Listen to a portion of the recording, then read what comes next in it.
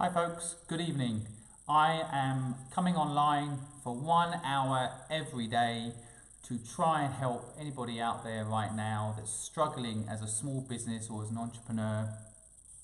I want to do what I can to help anybody right now that might be feeling the pain of going through the coronavirus and not being able to fight back as a business. So I'm here for 1 hour every day for free to help anybody out there that's struggling.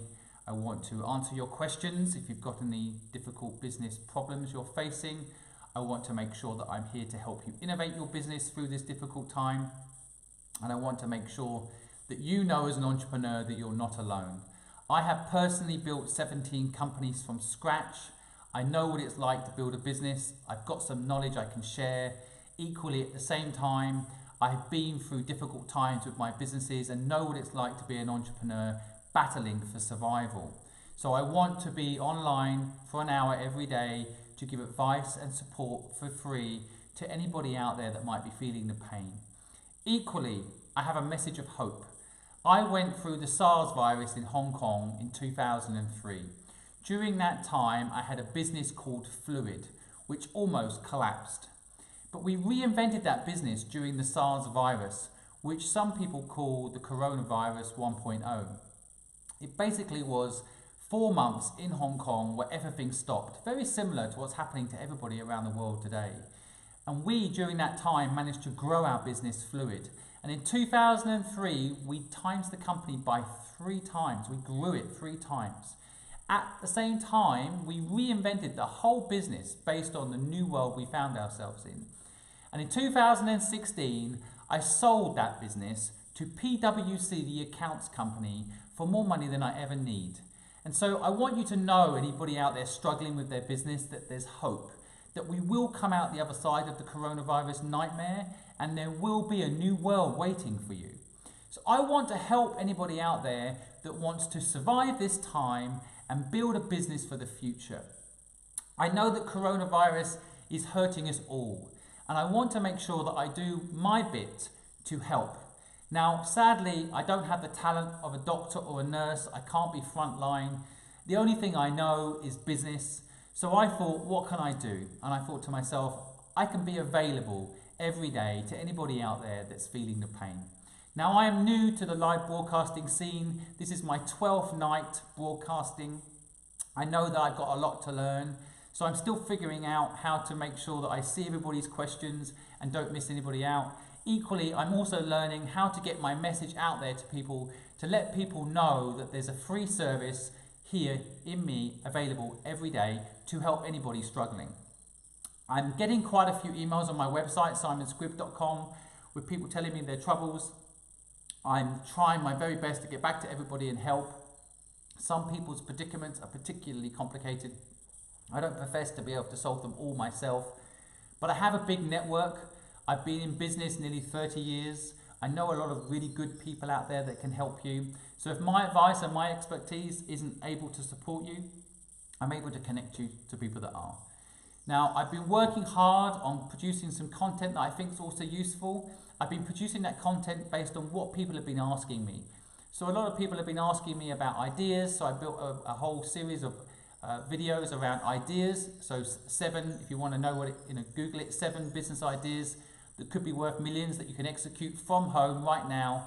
And I basically giving away ideas in the hope that it gives people something to think about, concepts that they perhaps can get their teeth stuck into, or just simply as a muse, as a way of getting you thinking about what you could be starting today.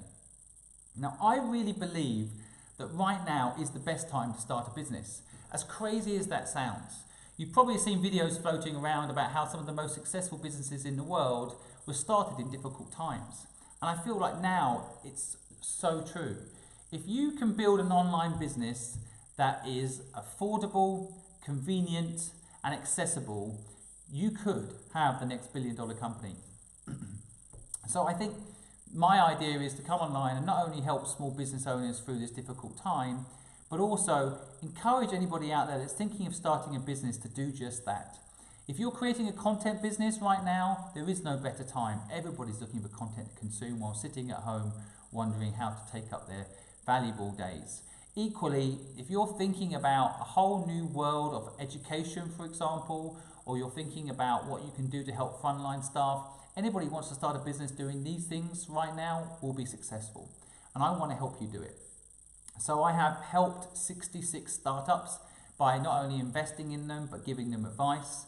And I've also personally started 17 companies. So I know a thing or two about how this all works. And so I want to be here to help you every night. Part of that help you every night thing is that you guys can ask me questions and I will answer them. I'll do my best to share knowledge. And like I said earlier, if I don't know the answer, I know someone that does. So I've also created some videos around how to start a business. A lot of people ask me about the process. And so I did a whole video, the 8 steps to starting a company. And a lot of people are surprised to hear that the first step is not idea. The first step, in fact, is purpose. So that's really the important thing you have to get instilled in your concept. What problem do you want to solve is kind of the question you need to ask yourself. So that's why I'm here. Now, this is my 12th night in a row, and I'm also not wanting to repeat what I've said in the past, so hopefully I won't. Now, I think tonight there's a few things that I wanted to kind of bring up. As I wait for questions to come in and for people to ask me things, that I wanted to talk a little bit about any company owners out there that are actually benefiting during this time. I would like you to think about how you can give back. Hopefully you guys all saw today that Jack Dorsey, the founder of Twitter and the founder of Square, gave 28% of his net worth to to a fund that he wants to use to basically help people during this difficult time. I think this is an amazing initiative, and there's always cynics out there that are saying things like it's only 28% of his wealth, or why not more? But to be honest, if everybody gave up 28% of their wealth right now to help, I think the world would be a better place. And so I commend Jack Dorsey. I respect him for thinking it through and doing something. I know that there's a lot of people that still will hate, but to me, that's a really positive step. I think it's amazing what he's done, and I would like to see more people and companies do it. If companies that are benefiting right now, like I know the system Zoom's doing really well, it would be amazing if companies that are benefiting from the coronavirus difficulties could give back some of their success and profit from this into the system. And I think that would make a huge difference. Also, I've recently been interviewing some fascinating entrepreneurs on my podcast, The Good Luck Club. I strongly recommend, of course I would, that you go and listen to my podcast show, The Good Luck Club. You can hear it on Apple Music, on Spotify. You can catch it on SoundCloud, and of course on YouTube.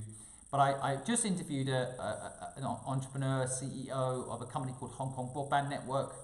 He has a team of 6,000 people, and he created a scheme with his partners in the business of co-ownership.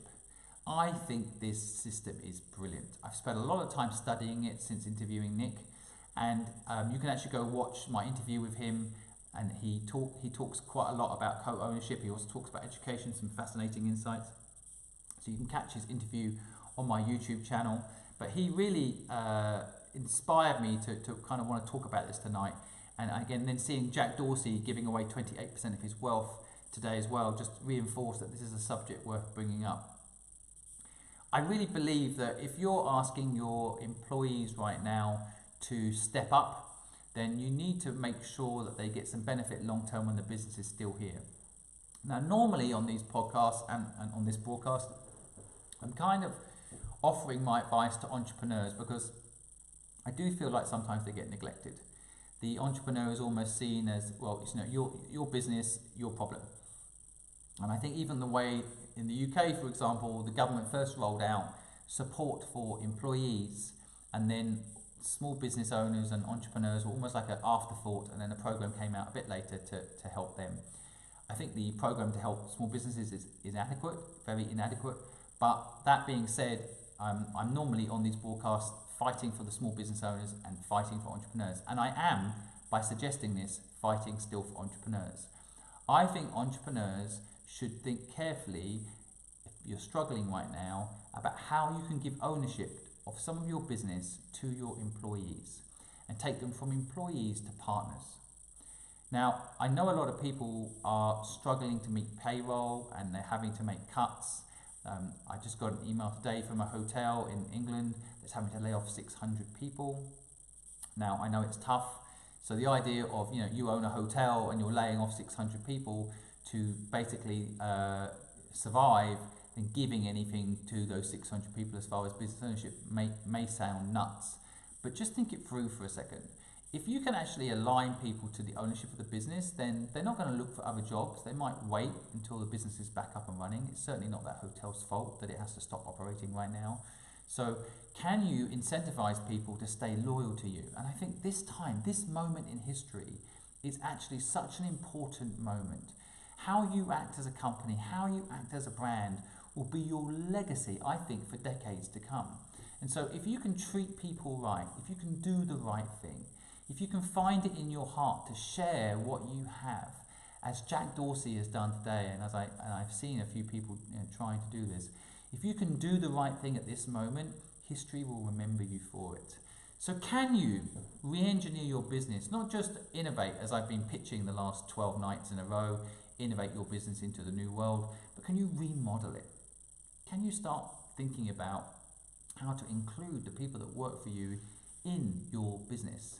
Now, I know a lot of people out there do this already, and I commend you for it. So I'm not really talking to you folks that are doing it, like Nick, who has co-ownership in his business, but I'm talking to those that don't have this. And again, if you want to, and like I said, a lot of people just joined, if you want to hear more about co-ownership in a business, you can go listen to my interview with Nick Lai. He's the co-owner and CEO of Hong Kong Broadband Network. He already has nearly 900 people who have now equity in his business that work in the company, and I think it's an incredibly strong idea. I want more companies to think about this, small and big. Now, big companies tend to have share option schemes, and of course you can buy shares on the stock market, but I'm talking about equity. I'm talking about giving people a real share in the business. And so if you do that now, when time comes, the coronavirus is gone, and it will go. We will pass through this time. I think it could be amazing to have everybody who was working for you and supported you as a small business owner, as an entrepreneur through this time, as part of the business going forward. Now, I know it's not an easy thing to organise, and I can help you. Nick Lai, who is the co-owner and CEO of Hong Kong Broadband Network, is very open and transparent about his system. We can give you the documents and the forms and the paperwork to make it happen. So if anyone out there is interested in creating a co-ownership model with their existing business, then please let me know. I can get you all the details. Equally, if you know anyone out there that could think about sharing their business or sharing their success with the community, then please share this broadcast with them, share this clip of the broadcast with them, and get them engaged and get them excited with the idea of making their business part owned by the people that they work with. So that's my main message this evening, and I can see a few questions popping up. So let me see if I can just refresh my page. Okay, yeah. So I got a question on LinkedIn from Jackie, and Jackie is asking, I really want to start a business of my own, but don't have a good idea. Any suggestions? I think this is a very common problem, Jackie, to be honest. I know a lot of people that want to be entrepreneurs and they're lacking the idea piece. And so it's something, basically what I think, first of all, is it's not so much an idea, as I mentioned perhaps earlier in the broadcast. I don't want to repeat myself, but just to answer your question directly, Jackie, is, what I was saying earlier was I do think that you need to think less about the idea and more about the purpose. What problem do you want to solve is really the question you have to ask yourself. Now, some people have said to me when I've suggested this that they don't know what problem they want to solve. Of course, the first thing that comes to mind is I want to solve the coronavirus problem. So what I've suggested to people, and I've made a whole video about this in fact, is break that purpose into parts. So if you want to solve the coronavirus problem, maybe you can break one part of it down. So maybe one element is that the people that want to go to work can't go to work right now. So maybe you could invent or create some suit for people to wear that would protect them when they're out and about and could go back to work doing things and taking care of their lives again. But you could create the equipment. I'm just making that idea up as an example, but what part of the problem does your skill set could be applied to and solve that problem? I think there's another element of this that's worth looking into. It's not just coming up with an idea when starting a business. It's also thinking about who you want to work with. So one thing you could think about doing is go online and see all the new startups that have kicked in. And you can go on crowdfunding sites, Indiegogo or sites like that. HQed is a good one. And there's a website called Angel List. You can go and see all these startups that are popping up and what they're doing. Maybe you can get inspired by one of these ideas, and that can give you the dream business that you want. Also, at the same time, maybe if you see one of these ideas and you really are excited about it, you could offer to join that business. So Elon Musk, for example, is quite famous in the early days of his career for creating PayPal. That's how people see him. He was one of the co-founders of PayPal. But what not everybody realizes is that he actually didn't come up with the idea of PayPal. He started a business at the same time as the guys at PayPal started PayPal. And his business was called X, and theirs was called PayPal. And as he was building it out, he realized that someone else was already doing it. So he connected with them, liked them, and said, why don't we join forces? And then together, the co-founders of PayPal and him created a big, successful, multi-billion-pound dollar business. So to start a business is not just about that big idea on your own doing it. It can also be inspired by others and joining them. I can only talk about my own experience as well. I started my own first business at 15 years old. And I also had that question in my mind, Jackie, what is the big idea that I need to get my teeth stuck into? And I remember at the time thinking, well, let me think about the big idea. In the meantime, I'd noticed where I lived in the Cambridge area of England that people's houses, big gardens in people's houses weren't being taken care of very well. So I thought to myself, why don't I offer my gardening services to these folks? I knew nothing about gardening, by the way. I hadn't really done any gardening in my life, but I could see that the gardens were messy and maybe I could charge to sort them out, thinking it wouldn't be that hard to do it. It turned out it was quite hard to do it. But I knocked on the door of the first big house with a messy garden and said, hey, my name's Simon Squibb, can I take care of your garden? And people said yes. A lot of people said no, but in the first day I did it, 10 people said yes.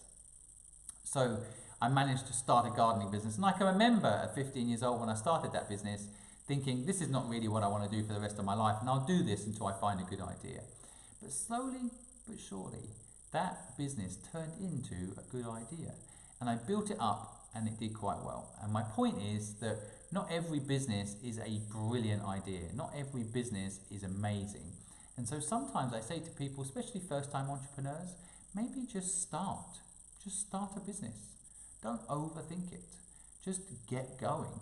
And so, Jackie, to answer your question, I kind of think that idea can come. Maybe you just start something. Maybe you can see a gap in the market right now. Maybe with everyone at home online, there's some tutorial business you could do, or some interactive business that you could do. Maybe it's not the best idea in the world. Maybe other people are doing it, but it doesn't matter. Just start something.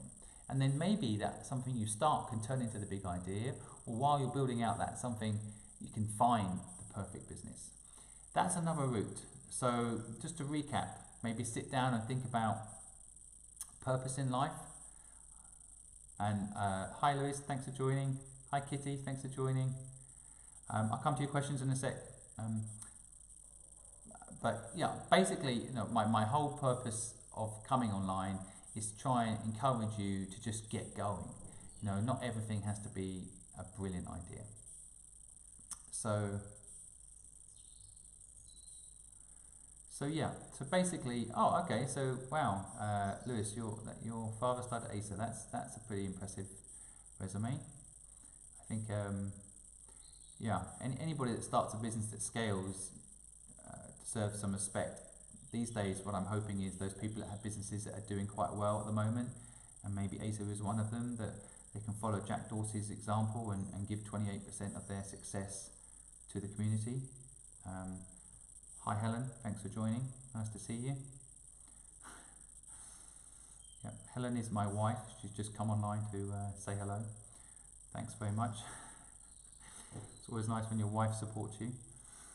Thanks. So great. Anyway, Jackie, I hope that answer was useful. If you need more or have more questions, please feel free to go to my website simonscribb.com and leave me a note, and I'll do my very best to help you at that during this time. So just checking online for any other questions, and again on LinkedIn I have a question from Frank, and Frank is asking, I've been asked to join a startup as a co-founder. We have not talked equity yet. What should I ask for? Okay, Frank, this is a good question, and first of all, congratulations on potentially joining a startup. I'd love to know what that startup is and if I could help you in any way, but that's very exciting. I do think right now to start a business is a good time. I think anything in content, anything that's going to generate an online platform to support people at home right now is going to be a winner. So, you know, I think right now there's no better time to start a business. So great, well done. I think becoming a co-founder is a great way to think about it. Like I was saying at the beginning of this broadcast, being partners with people. Now, when it comes to being partners, of course, then equity will come into it. Now, my view is that, in my personal experience, I like to, if I've got a co-founder, I like to be equal co-founders with them if I'm starting the business at the beginning. Of course, I mean, I've started businesses, for example, on my own. I'm 3 years in, I've got traction, I've grown it. I think there is a legitimate argument to say that I deserve more equity because I put 3 years in before that new person joined. That being said, there have also been examples where that new person who has joined has made such a huge difference to the business that I felt it was appropriate to give them equal equity to me.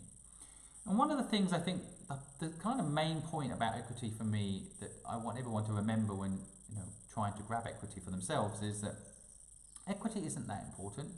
What's important is the business is successful. And what I mean by that is, if I own 51% of MySpace instead of 5% of Facebook, the equity piece really doesn't matter. I'd rather own 5% of Facebook, something that people are using, something that's useful in theory. I know people have their opinion about Facebook, but in theory something that's useful, something that's profitable. So a 5% ownership in something that's relevant and successful and has profit is better than 51% of something that's no one's using anymore, that no one really cares about as a business and isn't making anything from it. So equity becomes less important in my view if the business is successful.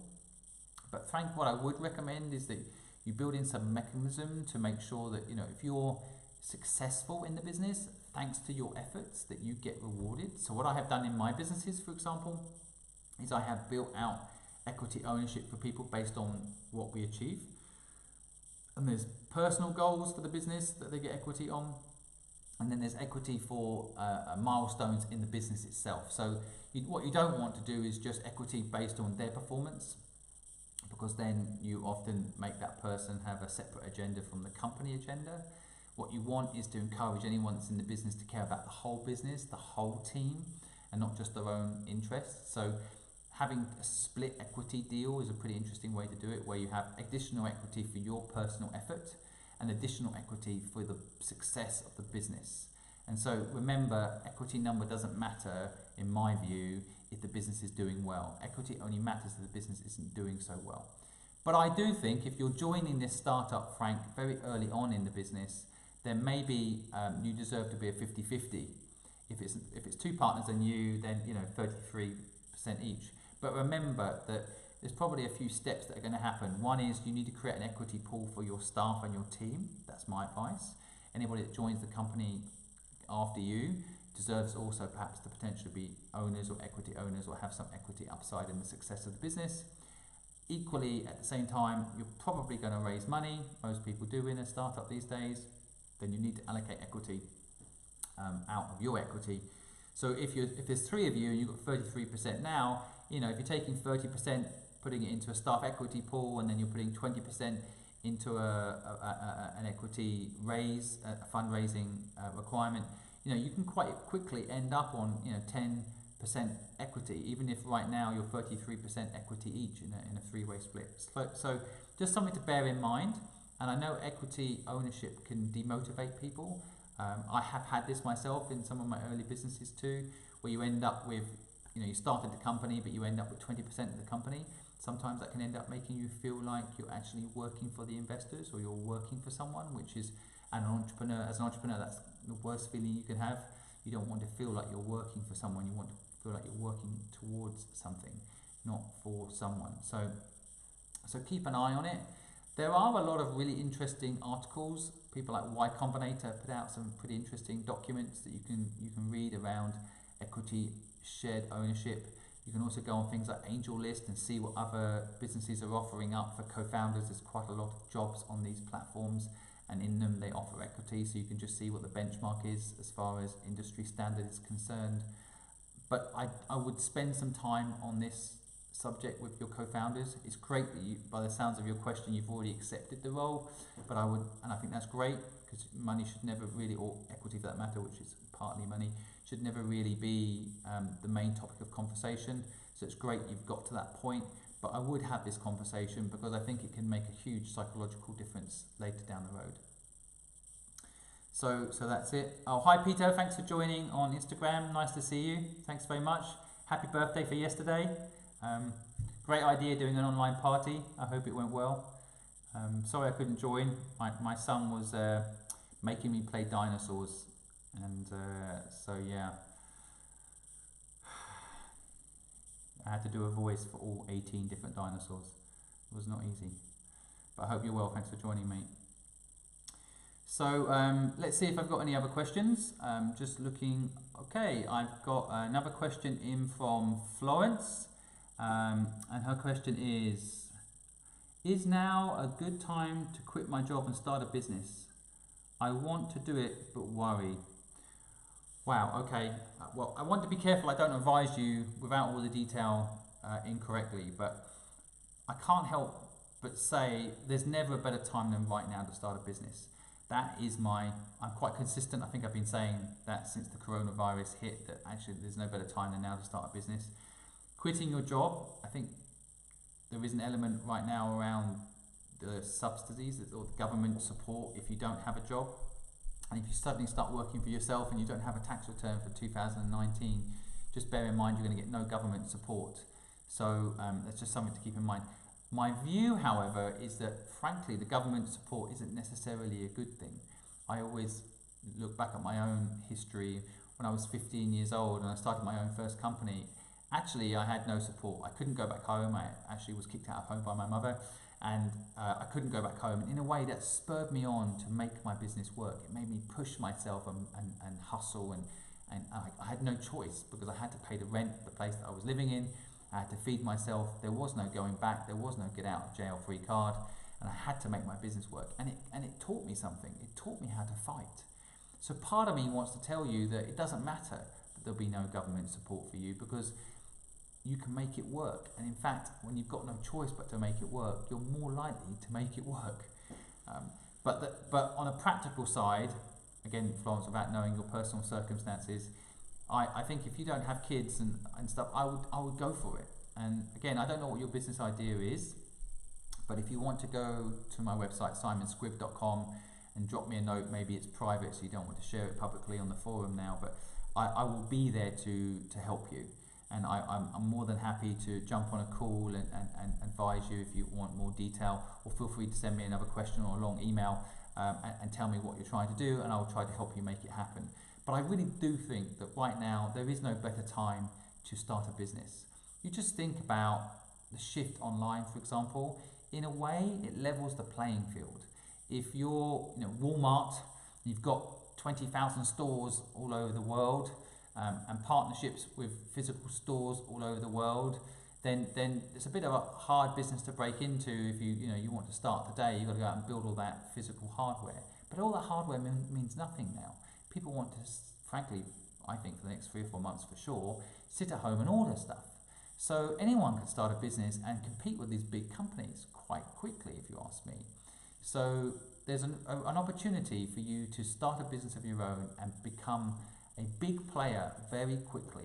And it doesn't require you to go and build 5,000 stores or any sort of physical presence. You can do it all online. You just need to be fast. I think my 3 rules around it right now are: it's got to be affordable, it's got to be accessible, and it's got to be easy to use. If you can create those 3 things within a new business, then of course it has to be online. But if you can push it in that area, those 3 things, there's big opportunities. I mean, for example, I think there's huge gaps in the banking sector.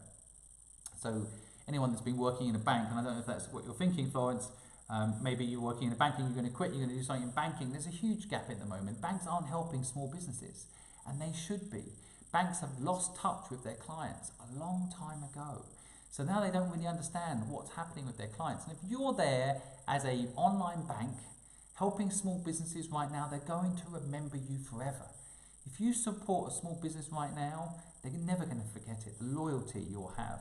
So if you can create stuff like that, which I know sounds crazy, but if you do, then I think it could be big. And so I really recommend starting your own business, but go carefully, because it's a funny time. But I think you'll be surprised at just how successful it will be. And I could never work for someone. I think it's because I've had the taste of freedom of starting my own business. I'm sure, Florence, once you start, you'll never look back, especially if it's purposeful. So just make sure whatever you're going to do has deep purpose.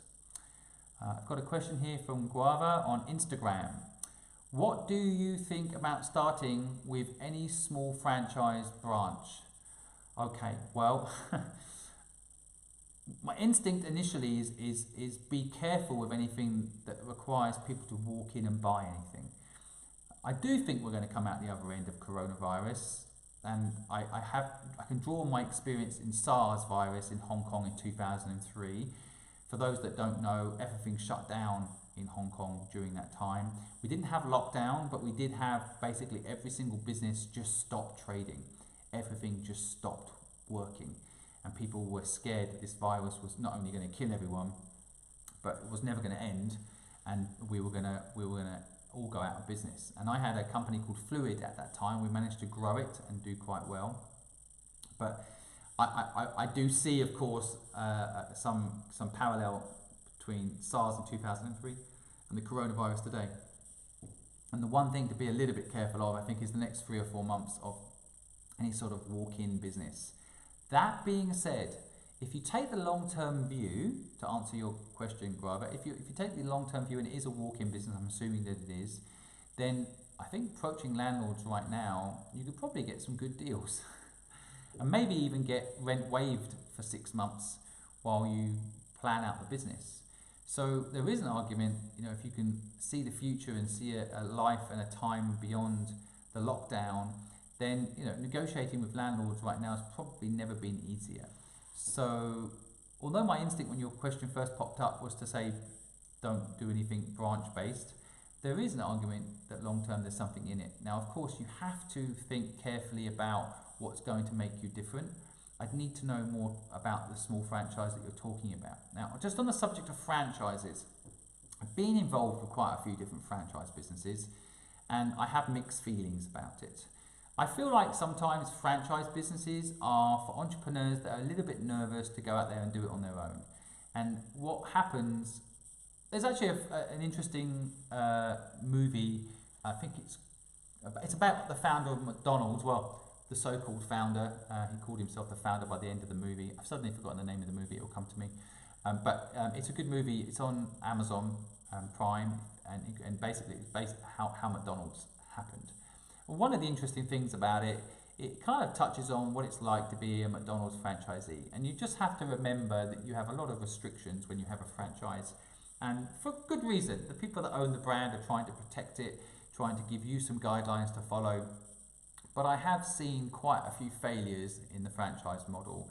I'm thinking in particular about Boost Juice, which is a big juice franchise. I saw it open up in Hong Kong, and Dennis, who was the founder of that company, who I respect, worked very hard to try and make that franchise work. But unfortunately, he had a lot of restrictions. So for example, he was told that Boost Juice, that franchise, was not allowed to put seats and chairs out for people to sit and have a drink, because Boost Juice, the franchise, which I think was based out of Australia or New Zealand, the way it worked for them was people would grab a drink in a mall and walk around the mall. So when he took the franchise to Hong Kong, they wanted him to follow their rules because that was their model. But what they didn't understand, and what he did understand about the Hong Kong market, is that people like to go and sit down. They don't like to grab a drink and walk around with it in Hong Kong. So basically, he then tried to put tables and chairs out in his restaurants, or frankly, he'd already taken a few leases that didn't have that space, but realised he needed it once he'd opened up. And then it was too late. And the franchise was very, very tough on him, not letting him follow a new formula that would work for the market that he was in. So that's basically what I think about when I see your question. And I worry that franchises initially seem good. Maybe a good analogy for a franchise for me is like, it's like you want to learn to ride a bike, and you put stabilizers on the bike. When you were a kid, you put stabilizers on. But when you've got a franchise, you can never take those stabilizers off. You're always riding a bike with stabilizers on. And so, it can be useful, certainly for the first business. It can be a great way of giving you some guidelines, giving you the brand, giving you the marketing strategy. And if it's a fit for your market, it can be very powerful. But it can also be a huge restriction. And again, I think I've seen too many failures in the franchise model for me to endorse it. But it really does depend on the franchise. And frankly, there's been a lot of people that have done a McDonald's franchise that have done very well. So, I think there's plenty of examples. But part of me also thinks if people are franchising something, then there's something slightly wrong, because why don't they just expand it themselves? If it's such a good, profitable business, that's why people like Starbucks have not been a franchise. If it works, then they can expand it themselves. And the beautiful thing about expanding it themselves, Starbucks did a partnership in Hong Kong actually, which was unusual, but they were able to adapt Starbucks to the Hong Kong market with the partner, which if you're a franchise owner, you're not a partner, you're a franchisee. So you get often dictated to, and you don't necessarily get to work in the market that you understand. And the franchise owner always thinks that you're just trying to break the rules to make an extra buck here and there. So maybe watch the McDonald's movie, still can't think. The Founder, I think it's called The Founder, on Amazon. It will give you a little insight as to that world and how it works. I think the real money is probably on the franchise owner side. So in other words, you're selling the franchise, so building your own brand, which is what I personally always done. I've owned my own brands and built them up. It is harder in a way at the beginning, but long term you're free and you can adapt your business depending on the market environment. So Guava, I hope that answer was useful to you. Okay, so hi Lucy, hi Murphy. Do I have my own business is a question from Louise. I do. I'm more, these days I'm not profit driven. I've made enough money that I can have a business that isn't profit focused. I have a podcast platform called the Good Luck Club. My whole idea is to interview interesting entrepreneurs, get them to share their story so that their knowledge and their insights can be useful to the next generation of entrepreneurs and existing entrepreneurs that might be struggling, that want a bit of inspiration and insight. I have a theory that luck is a key ingredient to success, and without luck you're not going to be successful. There's a lot of sayings out there that the harder you work, the luckier you get. I actually think luck doesn't necessarily relate to working hard. I know a lot of people that are working hard that aren't lucky. Look what's happened with the coronavirus. For example, a lot of people have been working very hard, and this virus comes along and wipes out their business. It's got nothing to do with hard work equaling luck. So yeah, my name of the podcast is, you can pin, I know I could pin it, you're right, I should pin it to the bottom of this. You're quite right, Louise, thanks for the tip.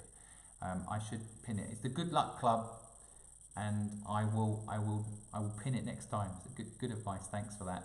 But yeah, my whole idea really is ultimately that you need luck to be successful in business. I don't think enough entrepreneurs talk about this piece. To be successful in life isn't just about hard work, you need a bit of luck. Now you can make luck happen, and there's a few hacks that you can do to make sure that you're more lucky. A big part of it is mindset. So I've had a lot of failures in business, but I always have seen those failures as incredible learning experiences, and those learning experiences have led me to be successful, because I then applied them to the businesses that did work and made sure I didn't repeat the same mistake twice. So failure was my key to success. And so, but I know for sure that you need a lot of luck to be successful. Again, Louise, thanks for that bit of advice. Yeah, I also now own shares and equity in lots of startups. I have equity in a business called Nest, which is a business I actually started in Hong Kong, which invests in startups. It has a whole series of corporate accelerators, which are basically programs where we connect young, hungry companies to big corporations that can help them. So that business is called Nest. I have recently sold one of my businesses, a business called Fluid, which was a marketing and branding agency, to PwC. So yeah, I have quite a lot of experience in and have quite a lot of fingers in a lot of pies as far as businesses are concerned. But I love these days to work on my podcast program and creating content that is useful for entrepreneurs and useful for anyone that's thinking of becoming an entrepreneur. Hey Connor, thanks for joining. Nice to see you. I appreciate you joining my lives. I know how busy you are working on my stuff and building your own channel. Anyone listening on YouTube or on LinkedIn or on Instagram, Connor Wells, folks, just joined. He's a brilliant editor, a musician, and does some really interesting reviews on social media about different bits of music. Funny, interesting, and nice person. So please go and listen to his stuff. Connor Wells, you can Google him, go on YouTube, type in Connor Wells, you'll find his YouTube channel. He does all the editing for all my videos and does a fantastic job. So nice to see you. Hi Peter Brack. Wow, so nice to see you, my friend. How are you? How's LA? I feel like you should come and join me. I'm doing a live on YouTube, on Instagram, and on LinkedIn. It's so good to see you. You'd be welcome to come and join me. I'm going to press a wave to you. Peter Brack, folks, just joined on my Instagram. He has been a great friend to me for many, many years. My last company, Nest, which I for the first 3 years when I started that company, I was all on my own as a sole founder, and Peter Brack was there to help me. He mentored me and gave me advice when I needed it. Really couldn't have been a better friend, a very experienced entrepreneur who lives in LA. And I don't know if I can recommend him as a mentor because I know he's very busy, but I really am very grateful to him. So it's wonderful to see him come online and say hello. We haven't caught up for a while, Peter. I'm missing our chats. So if you want to join me on Instagram, you'd be very welcome. It's great to see you here. So I'm just live now, sharing some of my insights. I've also received some fantastic questions from entrepreneurs. So Jackie asked me, she wanted to start a business of her own and how to get a good idea. So we've managed to go through how to generate an idea, where an idea can come from, how to build purpose into your business, which ultimately can lead to making the idea work. Got a fantastic question from Frank. He's been asking about equity in his business. He's joining a startup as a co-founder and was asking me what equity he should ask for. So Peter Brack, you know all about that. My answer is it was long and detailed, but I'm sure if you'd heard it earlier, you would have been able to add some value to that for sure. But I think that Frank's going to ping me on my website, and I'm going to try and help him some more. So maybe I'll get you involved, Peter. And then Florence was asking a great question about whether she should quit her job and start a business. And I was going through the pros and cons of right now with the government's support, how they're helping self-employed folks, how they're helping people that are working for companies right now. So if you fall on hard times, there's some good government support. But I was trying to say to Florence that basically having no support from government is actually a good idea. I don't think governments have ever been very good really at helping small businesses, and if you go out there and build a business today, I do think there's no better time than right now to start a company. So I'm just recommending she does quit and start her own business. So, and then Guava who's on Instagram right now, was just asking me about franchises and whether they're a good idea. I don't know what you think, Peter. I've never asked you about what you think of franchises. But Guava was just asking me about, he's looking to start a franchise, and I was giving him my view and the pros and cons.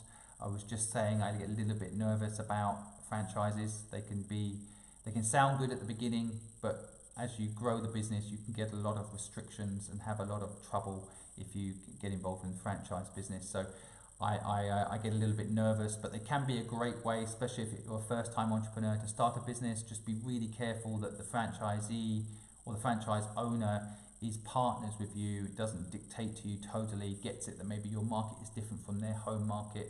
There's where I've seen the big problems happen. I was given the example of Boost Juice, which is a franchise that launched in Hong Kong. The founder of Boost Juice did the franchise system, but unfortunately when he gave it to the Hong Kong franchisee, he didn't really understand the Hong Kong market and applied the restrictions that they have to the Hong Kong market, and it meant that the franchisee in Hong Kong failed because he didn't get the support. So I was just running through that. For the new people that are joining, I'm just repeating some of the stuff now. I want you guys to know what we've been talking about. So that's it, folks. I just want to repeat my mission. I think we're coming to the end of the broadcast now, but I just repeat my mission. I'm here to help anybody that wants to start a business get going. I want to help you get over the line. I know it seems like a crazy thing to say, but I think there's no better time than right now to start a business. Just think of the hundreds of millions of people that are sitting at home looking for something to do, the entertainment, the education, the training, the opportunities. I want to tell people that perhaps are selling services right now and can't, to stop selling services and start selling expertise. Start thinking about how you can start a business of your own. I do see the huge unemployment numbers popping up in the US, and I think to myself, don't waste time applying for a job. Next 3 or 4 months are going to be tough to find a job. I'm not saying it's impossible, but it's tough. So why don't you spend the next 3 or 4 months building a business or joining someone who's building a business? So I'm hiring right now. I'm looking for interns to help me with my content, help me get my content out to more people. So if anyone's looking for a job right now, let me know. But I'm really more saying, don't get a job. Go and build something for yourself. That's the really important thing. You've got an opportunity at this difficult time to do something amazing. Most brilliant companies started in difficult times. So there's no better time than now to start a business. And I can see, Lewis, you're saying you want to start a business. Don't let anything stop you. If you feel the need to start a business, do it. I have managed to reach online tonight about 4,000 people according to my numbers on the social media platform. And so all I've done is buy a webcam, a Mevo, and a few bits of equipment, and I'm reaching 4,000 people a night. So that's, you can do it too. So it's so easy right now. There's people out there that will support you, I'm sure, friends and family. I will support anyone who wants to start a business. You can reach me through my website, simonscript.com. I have a whole network of people out there that I can also introduce you to, depending on what your business is doing. People like Peter Brack that's just joined, a fantastic entrepreneur, a knowledgeable individual. He can help you just as I can. There are plenty of people in my network that can help you. So anyone that's thinking of starting a business, reach out. You can reach me on my website, simonscript.com. I know some of you are too shy to leave me a comment on my network, so feel free to reach direct on my website. I will help you. I got 118 emails yesterday. I replied to every single one of them. I will do whatever I can. If I can't personally help you, I will introduce you to people that can.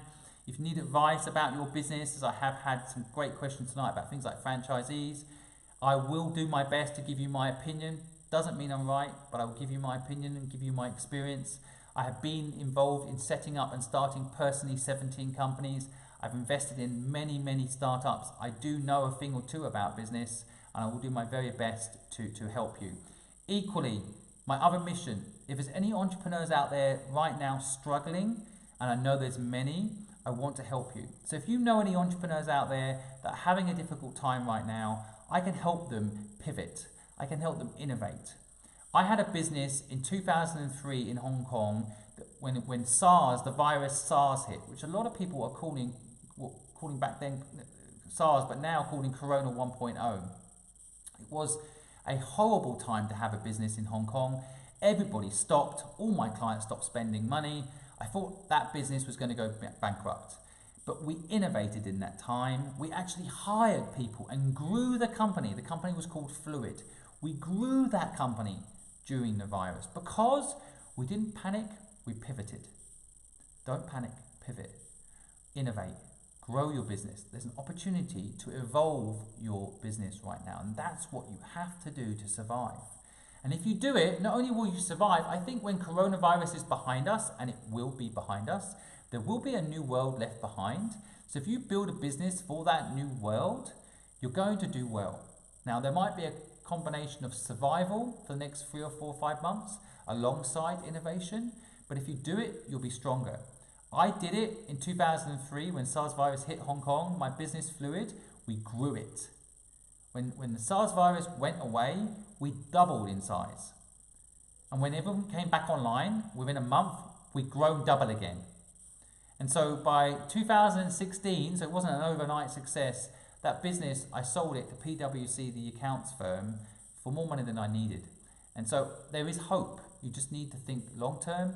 You need to innovate. You need to hustle. I see a lot of people with businesses right now that have just stopped all their marketing thinking there's no point. That's the wrong attitude. You've got to keep pushing. You've got to keep fighting. Even in good times, if you just stopped marketing, your business would suffer. So why do you think just because right now we have a virus, stopping marketing won't also mean you suffer? So I don't think you should stop. Equally, I want to say to small businesses that you should hustle to get customers to support you. So I'm encouraging small businesses to send out notes to their clients saying, please buy gift vouchers, please buy my services in advance. So when this coronavirus is over, I'm still in business, I'm still here to service you. I had a hotel today that I really like the management, I really like the ethos of the hotel, they're very eco-friendly. They just emailed today asking if we would buy some gift vouchers as regular customers for when they're back up and running, and absolutely we will. And so I just offered my plumber, I always have some sort of plumbing problem as everyone does in these old properties in England. So I just said to him, I don't have a problem with my plumbing right now, but can I pay you in advance for the time that I do? I think these are the wonderful things that you guys can do to support small businesses right now. But equally, you small business owners need to fight yourselves. You need to also ask, you need to suggest to customers that have been loyal customers to you for years, can they support you right now? So that's it. I promised to come online every night for an hour, so my time is up, and I wanted to say thank you to you guys for coming on. I will beg you to please share what I'm saying with anyone that needs to hear it. Any small business owner right now struggling, you please let them know there's hope. You please let them know there's resources available to help them. I'm here for free to help anyone that's struggling right now. I have been an entrepreneur my whole life. I know what it's like to struggle through difficult times as a business owner, and I want you to know you're not alone. I'm grateful that so many people have come online tonight to support what I'm doing, but I'm here to support you. So please feel free to share what I'm doing with other people. If you know any business owners out there struggling right now, feel free to throw them my way. They can go to my website, simonscribb.com. They can send me a note. I will reply. I had 118 emails today. I've replied to every single one of those emails, giving some advice or giving some connection or giving some intro to someone that might be able to help that small business owner. This is what I can do to help. I'm not a doctor. I don't have the skills as a nurse. The only thing I know is business. So the only thing I think I can do at this time to help people is give back my business knowledge and network to anybody out there that needs it. So I'm here every night for 1 hour to help anyone that needs it. Please spread the word. And I want to thank you all for coming on and seeing me tonight. See you soon, guys. Stay safe. Stay home.